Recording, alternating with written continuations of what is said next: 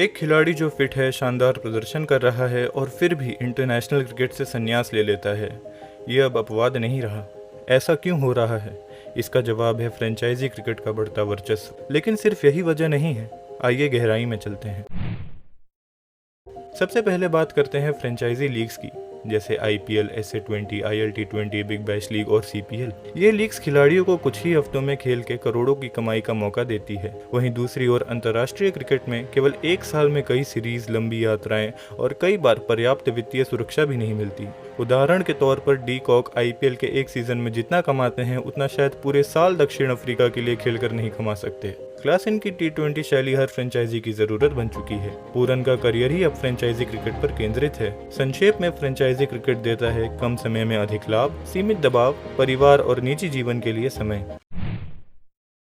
आज अंतर्राष्ट्रीय क्रिकेट का शेड्यूल बेहद व्यस्त और कभी कभी अनावश्यक रूप से भरा हुआ है। अक्सर ऐसी द्विपक्षीय सीरीज होती है जिनमें दर्शकों की दिलचस्पी कम रहती है। खिलाड़ियों को हर महीने नई सीरीज में भाग लेना पड़ता है, जिसका मानसिक और शारीरिक बोझ बहुत अधिक होता है। जब खिलाड़ी महसूस करते हैं कि उनके प्रदर्शन का मूल्यांकन केवल वर्ल्ड कप या फ्रेंचाइजी लीग्स में हो रहा है, तो वो अपना ध्यान वहीं केंद्रित करना बेहतर समझते हैं।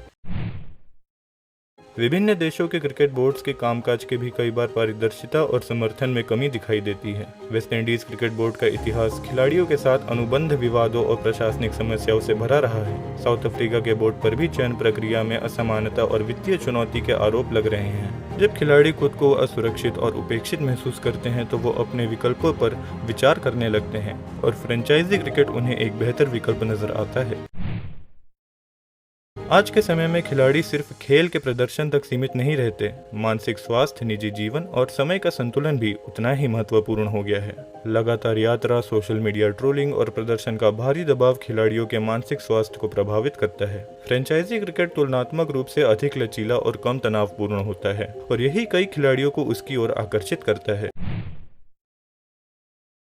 नई पीढ़ी के क्रिकेटर करियर को एक नए नजरिए से देखते हैं। उनके लिए स्वतंत्रता, वित्तीय स्थिरता और लाइफस्टाइल बैलेंस सबसे अहम है। देश के लिए खेलना अब एकमात्र उद्देश्य नहीं रहा। उनके लिए IPL जैसे टूर्नामेंट अब सिर्फ प्लेटफॉर्म नहीं बल्कि करियर का मुख्य केंद्र बन चुका है। यह एक वैकल्पिक नहीं बल्कि मुख्य रास्ता बन गया है। अब बड़ा सवाल यह है, क्या अंतर्राष्ट्रीय क्रिकेट केवल वर्ल्ड कप्स और चैंपियंस ट्रॉफी तक ही सीमित रह जाएगा? क्रिकेट की शक्ति अब धीरे धीरे फ्रेंचाइजी मालिकों और निजी संस्थाओं के पास जा रही है। राष्ट्रीय टीम का प्रतिनिधित्व अब एक गौरव की बजाय एक विकल्प बनता जा रहा है। यदि यही रुझान जारी रहा तो क्या हमें भविष्य में सिर्फ लीग क्रिकेट देखने को मिलेगा, जैसे फुटबॉल में क्लब प्राथमिक हो चुके हैं?